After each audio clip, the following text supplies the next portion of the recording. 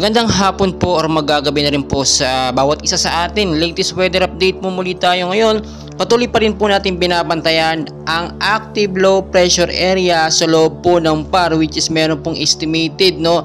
Ngayon po mas lumapit na siya, nasa 1,000 kilometers east of extreme northern Luzon pa rin po yan, na may lakas po ng hangin na pumapalo po sa 35 kilometers to 45 kilometers per hour. Makikita nyo naman sa ating pinaka-live radar, dito nga po sa bandang north, bandang silangan, no, yung active low pressure area po na yun ay nasa Philippine Area of Responsibility natin.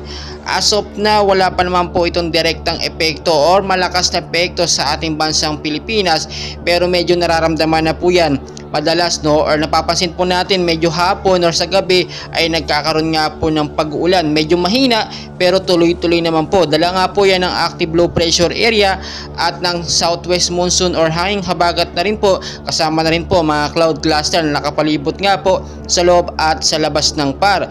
Kaya ngayong hapon po, no, ay kung may mga lakad po tayo hanggang sa gabi, ay ugaliin po natin magdala ng payong, no, jacket o sombrero, dahil hindi po natin malalaman ang galaw po ng panahon. Etong mga active low pressure area na po na ito ay binabantayan po natin kung posible nga po bang maging bagyo. Kung ito po ay naglalaro lamang sa 30 to 35 kilometers per hour ang lakas ng hangin, malabo pa po itong maging bagyo as of now. Pero kapag ka ito po ay pumalo, no, sa inaasahan nating 55 to 65 kilometers per hour, ito po ay magiging posibleng maging isang bagyo. At kapag ka naging bagyo po ito, tatawagin po itong bagyong Jenny sa Pilipinas. Makikita nyo naman, no, nasa loob ng PAR dito sa ating active live radar, no. As of now po, no, wala pa naman itong epektong malakas, no. 30 kilometers per hour pa naman. Pa northwestward po ang kilos niyan, sa bilis nga po na 10 kilometers per hour. Medyo mabagal ang kanyang ilos, pero kapag sinamahan po yan ng malakas na southwest monsoon or hanging habagat, samahan pa ng ITCC, no, ay posibleng magbago ang direksyon niya, no, at tuluyang tumama nga po sa North Luzon or sa Luzon, Metro Manila.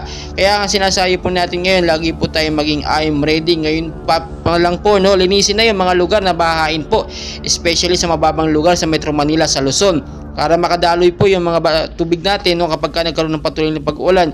Yung mga basura, tanggalin na, yung mga estero, tanggalin yung mga basura na nakatapal, no, para makadaloy ng maayos ang katubigan. Gayun din po sa mga lugar na matataas, mag-ingat din po kayo dyan sa banta ng landslide kapag merong alert tayo na patuloy na pag-uulan, thunderstorm or localized thunderstorm na posibleng magbigay ng patuloy na pag-uulan, especially sa hapon hanggang sa gabi. Maging I am ready po tayo. Please, ako yung nakikiusap po, paki-like, subscribe, pahit na rin po ng notification bell para updated po kayo sa ating mga binabantayang active low pressure area at mga posibleng maging bagyo. Maraming salamat po.